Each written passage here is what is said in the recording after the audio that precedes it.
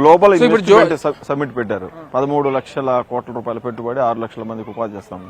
ఎంతవరకు వచ్చింది? ఇప్పుడు మొన్న కూడా అనౌన్స్ చేయడం జరిగింది, అఫీషియల్ గానే మేము ప్రకటించడం జరిగింది. ముఖ్యమంత్రి గారు కూడా మన వారి ప్రసంగంలో కూడా చెప్పడం జరిగింది. 13.5 లక్షలకు సంబంధించి 19% ఇప్పటికీ కమిషన్, కొన్ని పైప్ లైన్ లో ఉన్నాయి, కొన్ని కమిషన్ అయిపోయి, కొన్ని వర్క్స్ కూడా స్టార్ట్ అయిపోయి, కొన్ని భూముల కేటాయింపులు జరిగిపోయినాయి. సో 19% వరకు యాజ్ ఆఫ్ నౌ చేయదు.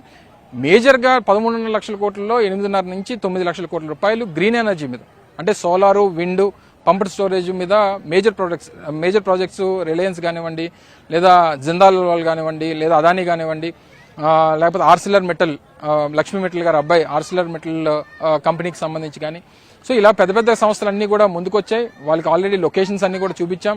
అది ముఖ్యంగా కర్నూలు, అనంతపూర్, కడప, మా ప్రాంతంలో ఉన్నటువంటి అరకు, పాడేరు, రంపచోడవరం అండ్ మన్యం జిల్లాలు, అంటే కొన్ని లొకేషన్స్, స్పెసిఫైడ్ లొకేషన్స్, విండ్ ఎనర్జీకి, సోలార్ ఎనర్జీకి, పంప్డ్ స్టోరేజ్కి కావాల్సినటువంటి జియోగ్రఫికల్ కండిషన్స్ ఏవైతే రిక్వైర్మెంట్ ఉన్నాయో ఇవన్నీ చేసాం. వాటిని కూడా పైప్ లైన్లోకి తీసుకుని వచ్చాం. ఇనీషియల్ గా మొదటి సంవత్సరంలో 19% కన్వర్షన్ కి పెట్టుబడులు అనేటువంటి తీసుకురావాలి. 8 సంవత్సరాల్లో వడ్డించిన విస్తరణ లాంటి తెలంగాణలో 8 లక్షల కోట్ల రూపాయలు పెట్టుబడి వచ్చిందని వాళ్ళు చెబుతా ఉన్నారు. మీరేమో ఏడాదిలోనే 13 లక్షల కోట్లు వచ్చేసాయని చెప్తాం. ఫస్ట్ నేను చెప్తా ఉన్నాం 13 లక్షల కోట్లు ఈ green energy projects 5 to 8 years పడుతుందని చెప్పాం. సో ఇనీషియల్ గా ఇందులో 99 ప్రాజెక్ట్స్ ఇండస్ట్రీకి సంబంధించి, అవి నెక్స్ట్ 2 years 1 year లో అయిపోయినటువంటివి కొన్ని ఉన్నాయి. టూరిజం ప్రాజెక్ట్స్ ఒక 20,000 కోట్ల రూపాయలు ఉన్నాయి. సో టూరిజం ప్రాజెక్ట్ సంబంధించి మేఫేర్ కానివ్వండి, లేదా ఒబ్రాయ్ కానివ్వండి, లేదా గండికోటకి సంబంధించి మీరు అందరూ కూడా చూసే ఉంటారు. ముఖ్యమంత్రి గారు ఇప్పటికే ఫౌండేషన్స్ వేయడం జరిగింది, పనులు కూడా జరుగుతూ ఉన్నాయి. అలాగే ఫుడ్ ప్రాసెసింగ్ సంబంధించి కొన్ని ప్రాజెక్టులు స్టార్ట్ అయినాయి.